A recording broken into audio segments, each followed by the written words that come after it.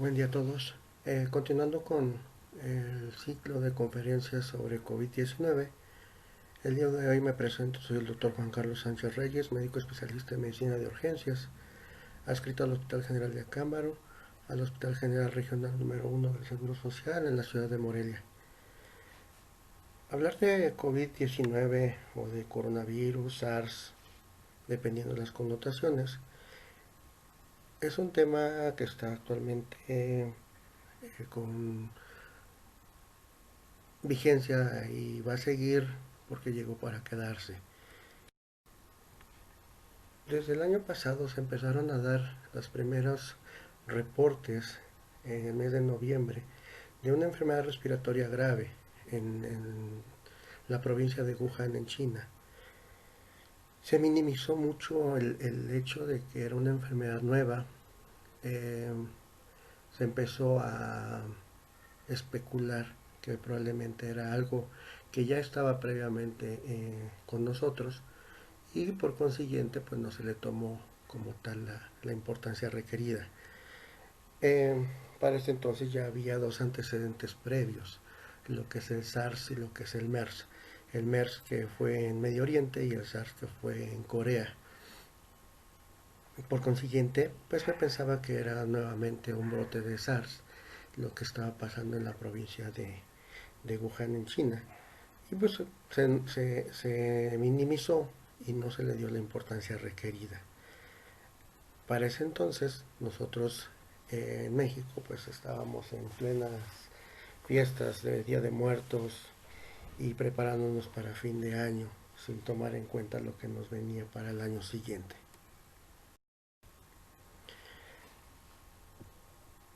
El brote como tal empezó en Wuhan. Se reportó hasta finales de diciembre que ya había un número importante de casos, para ese entonces 26 casos, de una enfermedad respiratoria grave que no encuadraba en una enfermedad previamente conocida. Incluso al médico que por primera vez describió eh, COVID se le estigmatizó e inclusive se le desprestigió públicamente. Ya meses después se le hizo un reconocimiento, pero desafortunadamente ese médico falleció por contagio con uno de sus pacientes.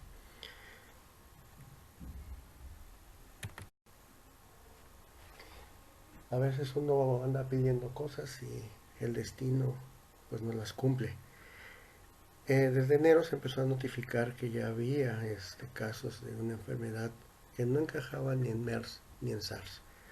Se inició la investigación epidemiológica, pero pues muy superficial, sin realmente incluir una investigación más profunda que determinara cuál era la causa realmente de esa nueva enfermedad. ¿Sí?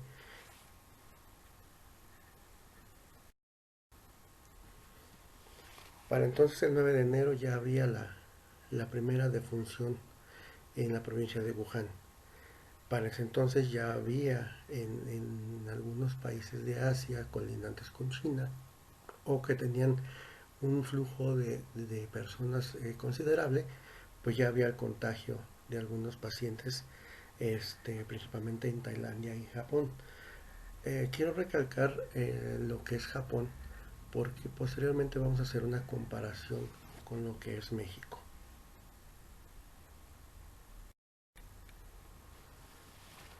Para el 20 de enero ya se habían reportado 139 casos en China.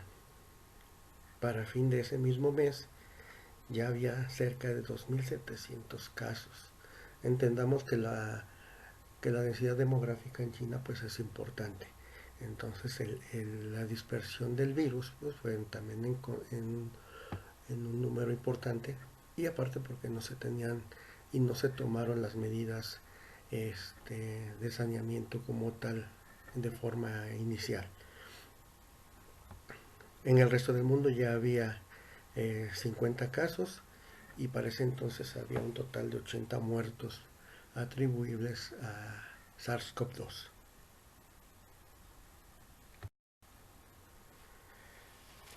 En México pues seguíamos como que está muy lejos. China queda muy lejos y no nos va a llegar.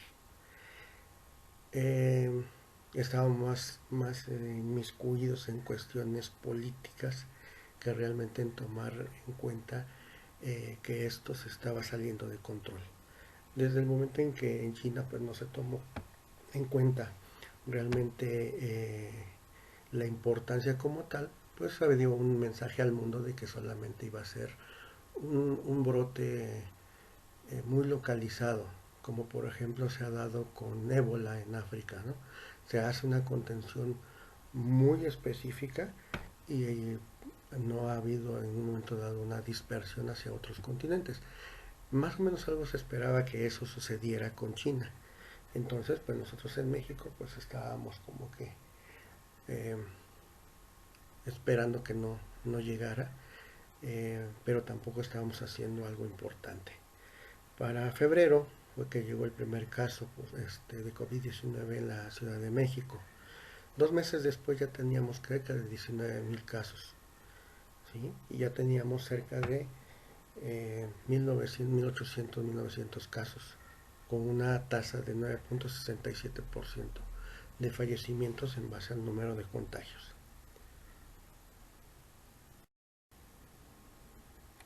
Empezó lo que llamábamos el confinamiento. ¿Cuántas veces no escuchamos el quédate en casa?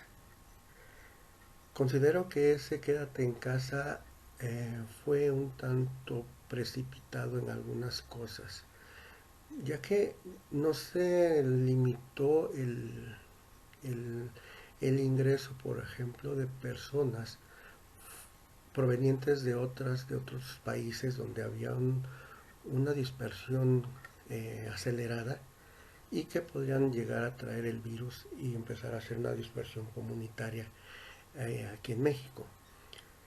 En algunos países lo que se hizo fue llegar, le tomaban pruebas, los aislaban durante 3, 5, 7 días y no presentaban ningún síntoma. La persona podía continuar sus actividades o lo que hubiera ido a hacer a ese país. Entonces ahí ya llevaban toda la seguridad de que ese paciente o esa persona, ese viajero, pues no iba a contagiar a la población de ese país.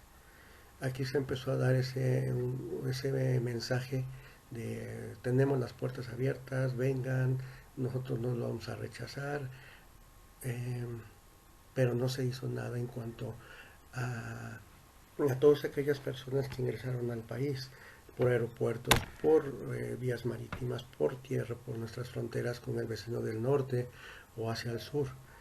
Entonces ahí empezó este, una serie de medidas en las cuales pues es donde estamos actualmente. El 11 de marzo es declarada COVID-19 como una pandemia.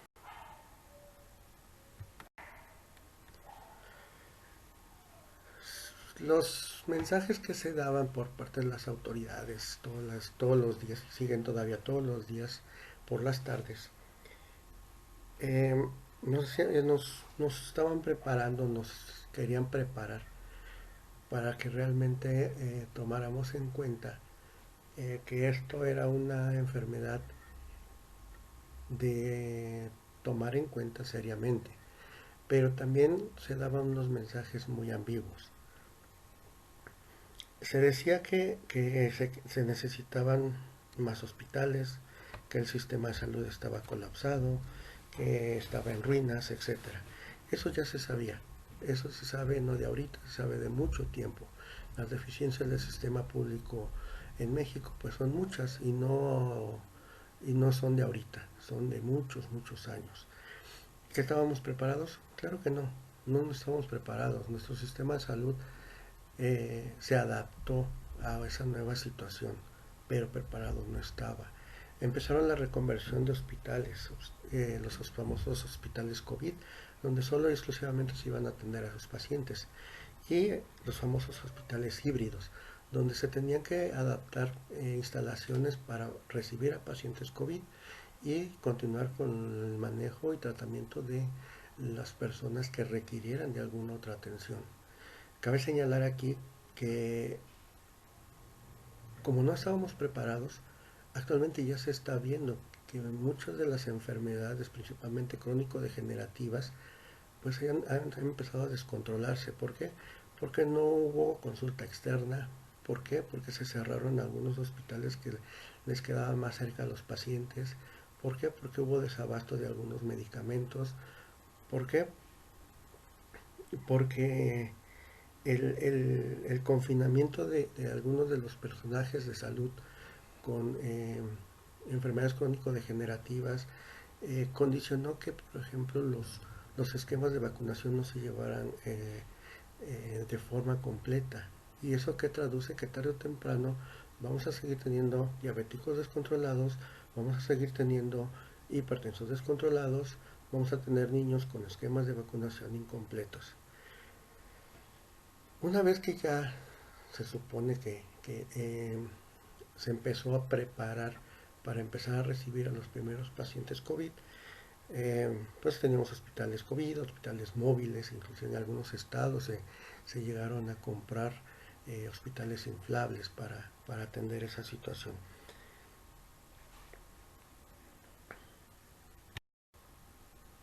En el Hospital General de Acámbaro, pues lo que se hizo es adaptarse.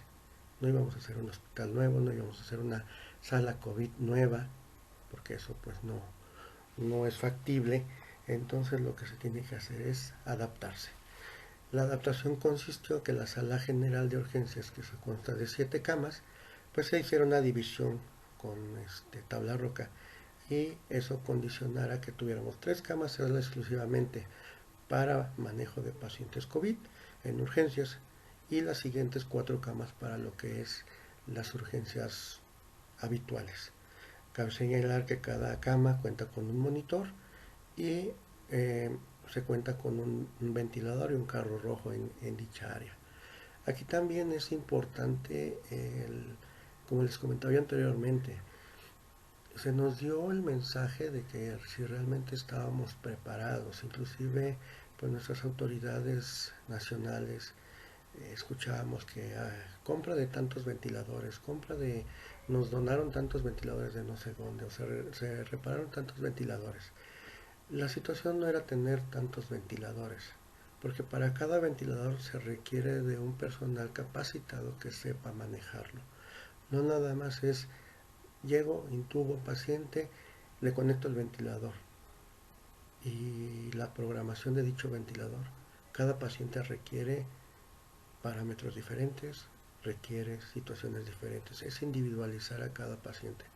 Por consiguiente, manejar un ventilador requiere de personal capacitado para ese tipo de instrumentos médicos. Entonces puede ser que tengamos, por ejemplo, en esa sala 5 o 7 ventiladores. ¿Y quién los va a manejar? ¿Quién los va a programar? ¿Quién va a estar al pendiente de ellos? Entonces son de las cuestiones que se manejaron a nivel nacional, de que así tenemos como parcialmente la solución del problema. Y el personal. El personal siguió siendo el mismo. Se hicieron contrataciones de médicos para reforzar las áreas COVID. Y efectivamente, ¿por qué? Porque muchos de los médicos, que inclusive trabajaban en el área de urgencias, son personas con diabetes, con hipertensión, con obesidad o con alguna otra enfermedad, ya sea crónico-degenerativa o inmunológica, que se fueron a confinamiento. Entonces la plantilla disminuyó considerablemente, se hizo el reforzamiento eh, con personal nuevo, y afortunadamente se siguen trabajando en los servicios de urgencias con normalidad. Se adaptaron algunas áreas para lo que es la cuestión de enfermería. Enfermería es uno de los pilares de la atención médica. Ahí se puede observar en donde en algunas cajas se tienen agujas, jeringas, equipos de venoclisis, soluciones, algunos medicamentos. Lo mismo la utilización de las caretas, que era como parte del equipo de protección personal, del cual vamos a hablar un poquito más adelante. Se adaptó lo que es la ruta COVID. Se realizó una señalización de lo que es la ruta como tal, para el traslado de los pacientes, tanto sospechosos como confirmados de COVID-19.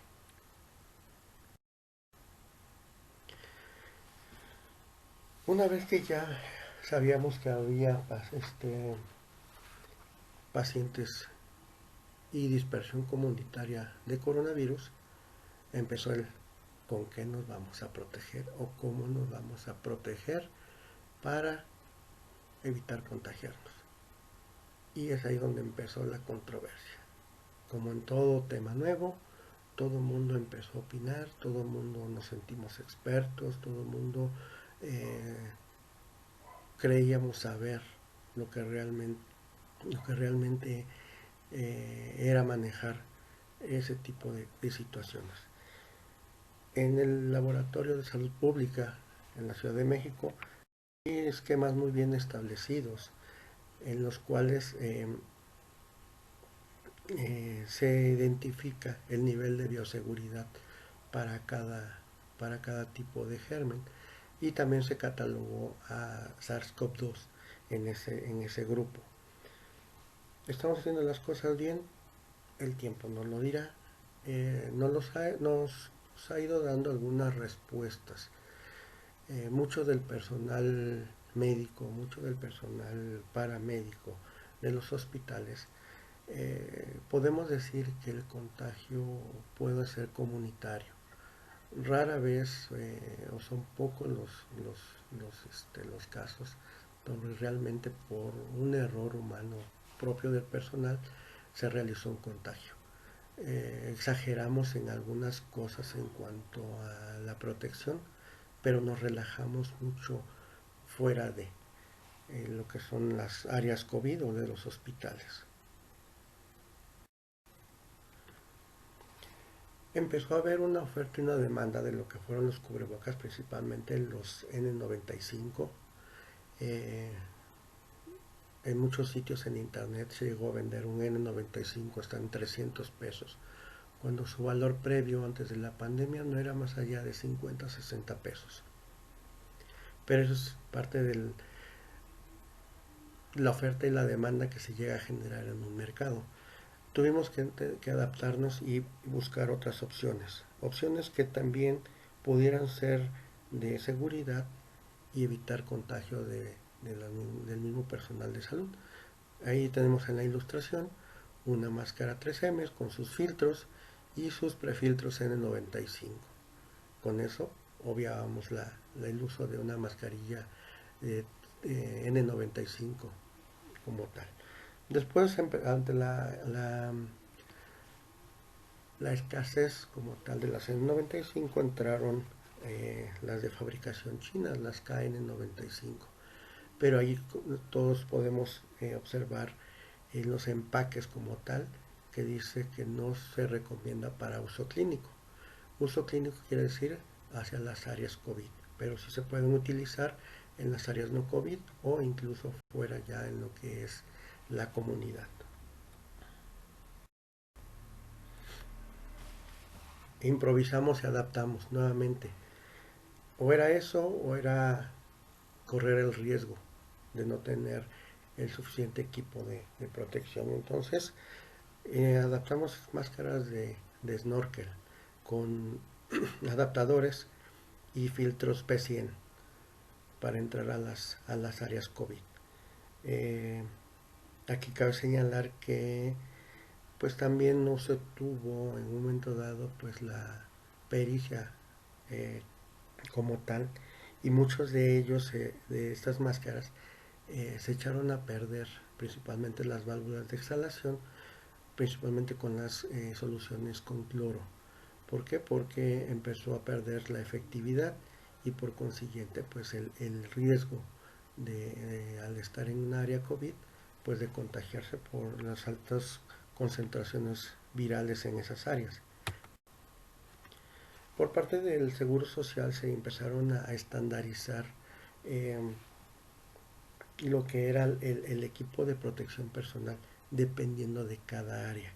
Porque como les comentaba yo anteriormente, en muchas instituciones empezaron a salir eh, infinidad de recomendaciones de equipo de protección personal. Inclusive en algunas hasta personal quería que se le diera equipo de respiración autónoma cuando en realidad pues no se sabe utilizar ese tipo de, este, de equipo como tal, y les aseguro que no es nada fácil manejarlo, y más aún hacer algún tipo de procedimiento con ese tipo de equipo pues no es factible para el área médica. Entonces pues dependiendo del lugar donde se estuviera el personal médico o paramédico, pues sería el equipo que se les estaría proporcionando. Actualmente todavía en algunas instituciones es así, viene la bolsita con el equipo de protección personal para entrar a las áreas COVID. Lo que les comentaba yo, ahí se puede observar, no es una máscara, un cubrebocas N95, sino es un KN95. Ahí ya pues el personal médico que va a entrar al área COVID se determina si utiliza esa KN95 o utiliza alguno de los aditamentos que con anterioridad les había yo mostrado que puede utilizarse en dichas áreas. Nada más sí hay que saber cómo desinfectarlo. El problema no es usarlo, sino cómo desinfectarlo y no dañar las estructuras y las partes de dichas máscaras. ¿Para qué? Pues para garantizar la funcionalidad como tal.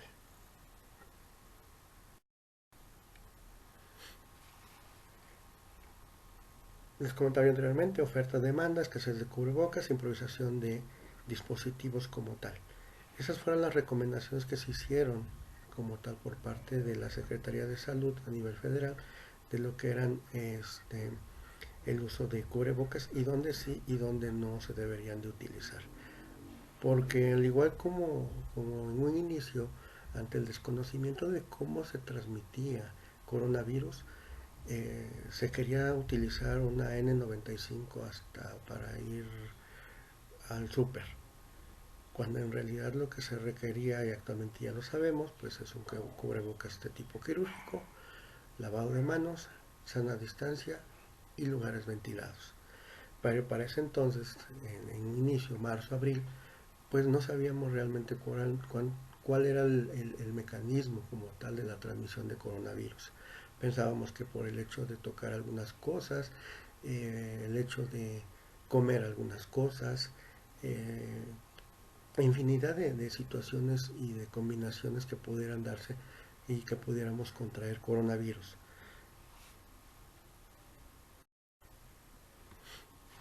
Una vez que ya el número de pacientes contagiados por coronavirus empezó a hacerse importante, empezaron a acudir a recibir atención médica. Recuerdo que en un inicio, en el Hospital General de Acámbaro, los primeros casos fueron casos importados de Estados Unidos, en el cual, y fueron específicos de una sola comunidad. Y se les empezó a estigmatizar que todos los pacientes o las personas de esa comunidad pues eran así como que los malos de la historia, ¿no? Se empezó a estigmatizar. ¿Por qué? Porque ahí había habido los primeros casos. Actualmente ya es una situación generalizada, ya es más raro encontrar qué comunidad no ha tenido casos de coronavirus. Eh, Todavía hay algunas poblaciones en la República Mexicana en los cuales pues las vías de comunicación todavía con las ciudades pues, son muy distantes, en los cuales se reportan 5 9 10 casos de coronavirus. ¿Sí? Hablamos de otros que tenemos cerca de 2.000 3.000 4.000 con índices de mortalidad de 9.5 9.8% del contagio. Pues una vez que ya se empezaron a acudir los pacientes al área del triage respiratorio, se tiene que hacer un algoritmo de cómo se van a atender esos pacientes. Debe de haber un orden. No nada más es porque a mí se me ocurre hacer las cosas y se hacen. No, debe haber un orden y una estandarización para que todos hagamos lo mismo. El paciente solicita solicita atención y desde la puerta los vigilantes le hacen un interrogatorio muy simple. ¿Tiene problemas respiratorios? Mucha gente miente y dice que no, y hasta que llega ya con la enfermera del triage general y le toma los signos vitales, se determina que o trae fiebre o trae problemas de saturación de oxígeno, pero el paciente no dice por qué, porque tiene miedo que lo manden al área COVID. Entonces, una vez que el paciente refiere que tiene síntomas respiratorios, pues pasa como tal la atención al triage respiratorio y ahí se va a hacer una categorización de la gravedad de los síntomas. Si los síntomas y el cuadro clínico, así como laboratorios y en un momento dado tomografía, requieren manejo hospitalario, el paciente se le informa que deberá quedarse hospitalizado en el área de respiratorio que ya observamos con anterioridad. Si el paciente, los signos y síntomas clínicos, así como de gabinete y de laboratorio, son leves, se le sugiere manejo en casa. Y en cuanto tenga alguna alteración, regresará a recibir atención médica. Aquí también es de suma importancia hacerles hincapié a la población en general. Comprarse un oxímetro. Actualmente ya tenemos oxímetros de 150 de 200 pesos. Les aseguro que se gastan más de eso en otras cosas no necesarias que no en un oxímetro que puede ayudarles a salvar su vida en un momento dado. Es cuestión de educación de la población nada más. Esto fue lo que se adaptó. Test respiratorio, ahí podemos observar unos coronavirus muy felices y efectivamente estaban felices porque nos estaban empezando a fastidiar la existencia. Se realiza un interrogatorio, una exploración física y a partir de ahí se determina en un momento dado cuál va a ser el plan terapéutico que se va a tener con ese paciente. Cabe señalar que contamos con un tomógrafo, el cual es de suma importancia, ya que en base a eso se realiza una tomografía y se puede observar los cortes tomográficos del daño pulmonar que tiene el paciente. Y en ese momento hacer un pronóstico de ese tipo de patología. Y decirle al familiar, sabe que su paciente está grave. O su paciente no tiene un daño pulmonar severo, puede continuar manejo en casa. Utilizamos alcohol gel en el área del triage respiratorio como parte de las medidas de, este, de en un momento dado también alcohol gel o sales cuaternarias. Es así como se queda el área. En ese momento se adaptó el área de ingreso de ambulancias como tal, como una pues sala de espera del triage respiratorio. Se colocaron esas cortinas. Y en el momento en que se hizo esa adecuación, pues no se tenía la idea de que parte de las medidas actuales es tener una adecuada ventilación. Ahí nada más se hizo en un inicio para tener cierta privacidad, pero fuimos aprendiendo de que hicimos algo bien en esa área. Se estratifica la patología de nuestros pacientes de acuerdo a CURP 65, SOFA, PAFI y CORREST. Y dependiendo de eso, se hace una estratificación de la gravedad. Más a esto le agregamos los signos vitales que se toman en el paciente y se va integrando todo un cuadro clínico y se va estratificando la gravedad de nuestros pacientes. Actualmente se ha reportado que COVID-19 o coronavirus se puede transmitir de persona a persona, contacto directo, con un individuo infectado a través de que tos, estornuda, genera pequeñas partículas que pueden viajar hasta 1.8 metros aproximadamente. Eso lo sabemos ahora, les comentaba yo anteriormente. En marzo era el pánico total, pensábamos que nos íbamos a contagiar de coronavirus hasta por tocar a la persona de al lado. Se hicieron compras de pánico en ese entonces, desconozco a veces el pensamiento de la gente cuando hace ese tipo de compras, pero de nada sirvió el hecho de hacer compras de pánico. Eh, pero eso el cuadro clínico o las medidas de diseminación las conocemos ahorita porque hemos ido aprendiendo en estos meses de pandemia, pero en el mes de marzo eso no lo sabíamos. Los síntomas pues creo que ya muchos los conocemos y hemos ido aprendiendo como tal. Eh, Dolor de garganta, fatiga, tos seca. La tos seca, eso sí es vamos a llamarle eh, síntoma cardinal. Es una tos seca muy característica. No es la clásica tos seca de una faringitis, de un proceso de enfermedad pulmonar obstructiva crónica, sino es una tos seca muy, muy característica, muy irritativa. Las mialgias, artralgia, cefalea, la disnea es otro, la disminución de la saturación de oxígeno, se ha dicho, es una hipoxia feliz, no precisamente como lo comenta el inquilino de Palacio Nacional, pero sí se ha visto que pacientes llegan con saturaciones menores del 70% y el paciente no se siente mal. Les pregunta, oiga, ¿le falta el aire? No, no, me siento bien. Y veo unas saturaciones de 60, 70. Algún día me tocó ver a un paciente saturando al 37% y él decía que lo único que sentía es que no tenía fuerzas en las piernas.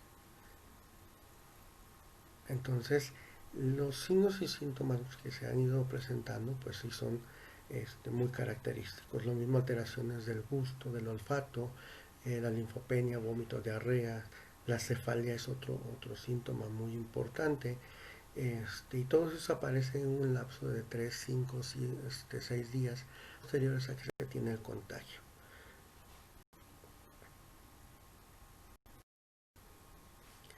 El tema del cubrebocas ya como tal ha sido controversial. ¿Por qué? Porque la Organización Mundial de la Salud ha dado las recomendaciones del uso del cubrebocas. Las autoridades a nivel nacional dan un mensaje diferente. Y como se tiene ese poder de convencimiento, pues la mayoría de la población se apoya en eso, ¿no? Como se ha polarizado la parte política, ellos se apoyan y dicen, no, pues si a nosotros nuestro líder político nos dice que no utilicemos cubrebocas, pues no lo vamos a utilizar. ¿Y qué es lo que sucede? Que pues es una responsabilidad, porque ni se protegen ellos y ni nos protegen a nosotros. Actualmente ya se sabe que es uso de cubrebocas, sana distancia y lavado de manos.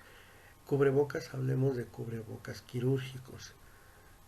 Me ha tocado ver cubrebocas de tela que prácticamente pues nada más es el puro adorno. O también aquí habría que hacer una aclaración con los cubrebocas con válvulas. Se ha visto muchos cubrebocas con válvulas de exhalación. Aquí hay que tener en cuenta esa situación de que ese tipo de cubrebocas tienen indicaciones como tal muy específicas y para su uso. Para actualmente lo que es coronavirus no son útiles, ¿sí? ¿Por qué? Porque si yo soy un portador asintomático y utilizo un cubrebocas con válvula de exhalación, pues yo me estoy protegiendo para que no me entre el virus, pero yo ya lo tengo. Y lo que estoy haciendo es diseminarlo hacia otra persona. Entonces ahí eso y no traer cubrebocas, pues no es de gran utilidad. El tratamiento que empezamos con coronavirus en el mes de marzo, abril, mayo, pues era empírico. Hidroxicloroquina o cloroquina. Empezó a haber un desabasto con una gran importancia de ese tipo de medicamentos. Cabe señalar que este tipo de medicamentos son utilizados para enfermedades reumatológicas.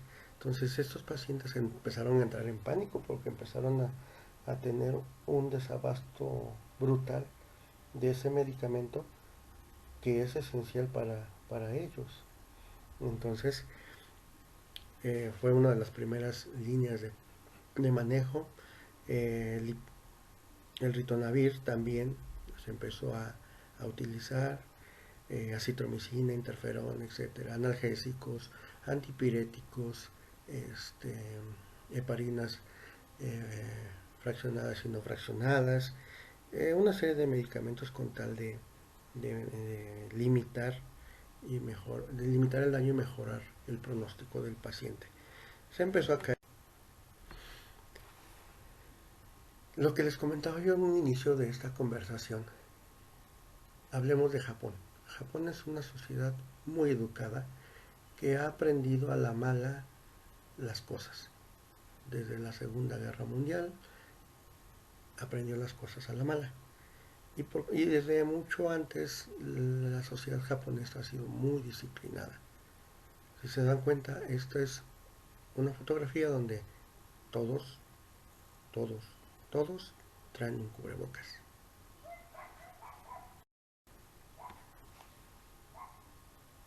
¿Qué sucedió en México? Empezaron a cerrar parques, empezaron a cerrar áreas comunes y nos valió eso. Hicimos lo que quisimos. ¿Por qué? Porque somos una sociedad indisciplinada, irreverente e irresponsable. En base a eso, los resultados están ahí. Y más al ratito vamos a ver qué tan bien o qué tan mal nos está yendo.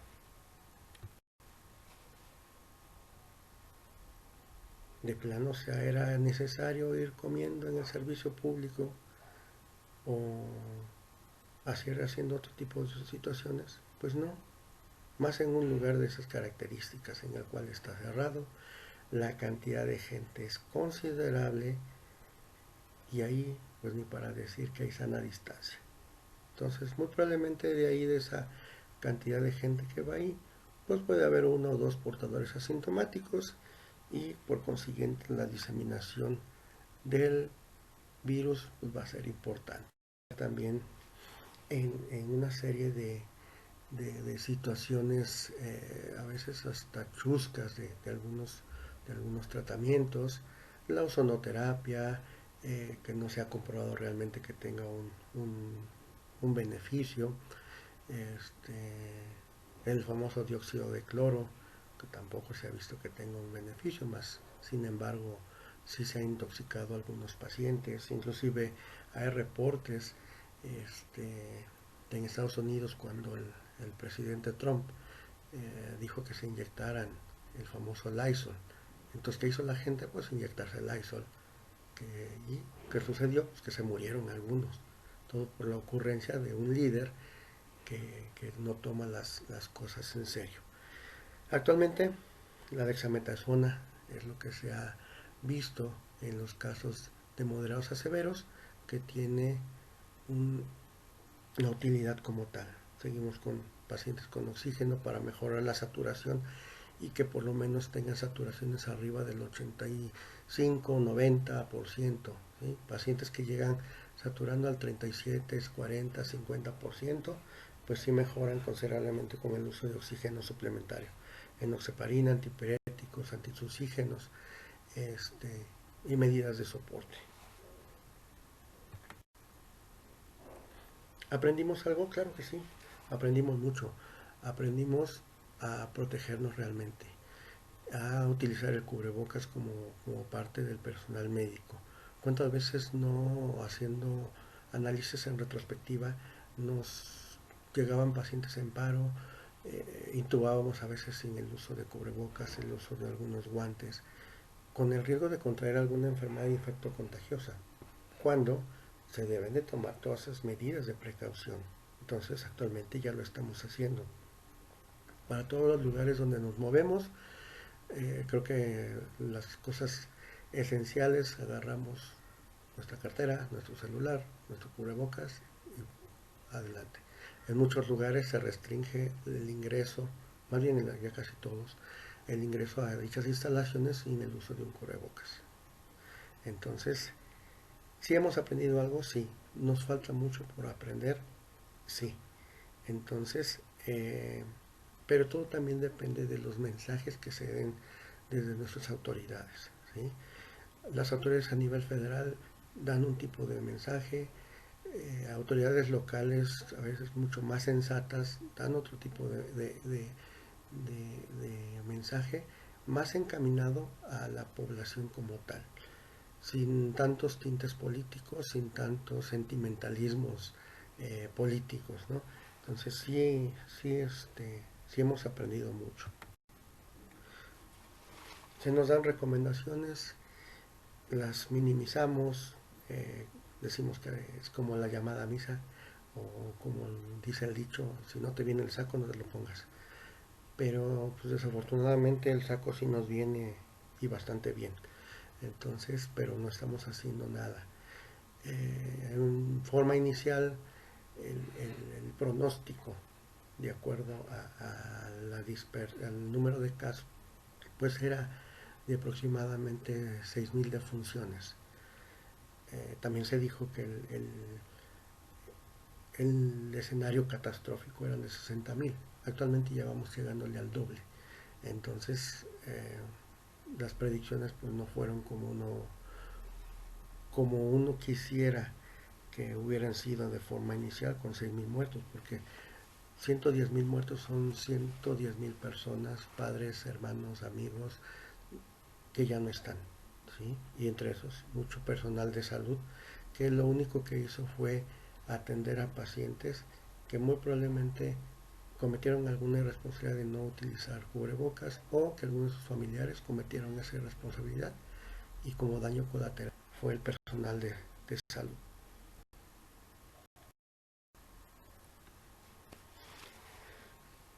Cifras, eh, números, si ustedes quieren hasta cierto punto fríos, pero pues hay que tomarlos como les comentaba anteriormente, son personas, son seres humanos que desafortunadamente no están ya con nosotros. ¿La vacuna es la solución? No. La vacuna va a limitar lo que es el número de casos y los casos graves, pero no es la solución, ¿sí? El coronavirus llegó para quedarse y tenemos que aprender a vivir con él. Hace 10, 11 años pasó lo mismo con la influenza. Tenía una pandemia, digo, empezó a dar el manejo con oseltamivir, se tuvo una vacuna y actualmente los sistemas de salud de algunos estados casi les ruegan a la población para que se vacunen. O sea, casi es, no te preocupes, voy hasta la puerta de tu casa a vacunarte, cuando debería de ser al revés, así como se ve que hacen fila en las plazas comerciales, que así como se ve que hacen filas en los restaurantes o como hicieron filas en los Oxxos para comprar cerveza, así deberían de estar en los centros de salud cuando empieza la campaña de vacunación de influenza, cosa que no se hace y actualmente todavía sigue habiendo casos graves de neumonías por influenza H1N1. Entonces la vacuna no es la solución, ¿sí? Va a disminuir el número de casos, va a disminuir el número de casos graves, pero va a haber mucha gente que no se la va a aplicar. Y más actualmente que eh, va a empezar a haber casos de reacciones alérgicas, reacciones más graves contra la vacuna, se va a empezar a estigmatizar, así como el movimiento antivacunas, que algunas vacunas causan autismo y no sé qué tantas enfermedades, va a empezar a haber mucha población así, se va a empezar a politizar el, el, la campaña de vacunación, de acuerdo a los esquemas conforme se vaya a vacunar a la población y más viniendo en el próximo año, que prácticamente va a ser el año fuerte de vacunación, se va a politizar toda esa situación. Va a haber mucha gente que no se va a querer vacunar. Por consiguiente, vamos a seguir teniendo casos de neumonías por coronavirus. Vamos a seguir teniendo pacientes con coronavirus y por consiguiente vamos a requerir continuar, seguir cuidándonos todos, seguir utilizando cubrebocas, seguir utilizando higiene de manos con alcohol, con jabón, sana distancia y estar en lugares ventilados, evitar aglomeraciones.